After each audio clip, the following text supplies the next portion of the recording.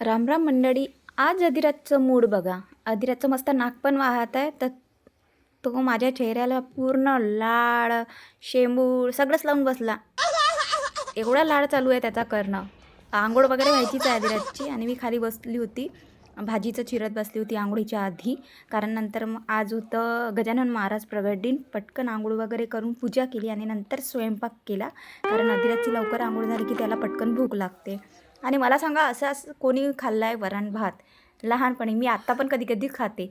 आणि आज आमच्या घरासमोरून जाणार होती गजानन महाराजाची पालखी. तर मी अधिराजला म्हटलं, ये पटकन, मला आवाज आला पालखीचा की येत आहे बा. पण त्याला वेळ होता. तर आम्ही दोघंजणं आधीच गॅलरीत येऊन बसलो. अधिराजला म्हटलं, चल आपण तिथेच तुला मी दूध वगैरे देते. तर मी माझा चहा पण आणला आणि अधिराजला दूध वगैरे पाजलं तिथे.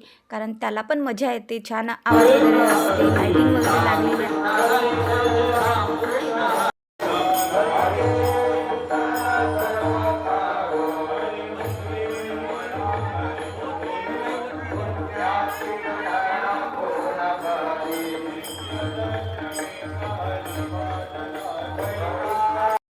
आजचा व्लॉग फक्त एवढाच. भेटूया आपण पुढच्या व्हिडिओमध्ये. तोपर्यंत बाय बाय.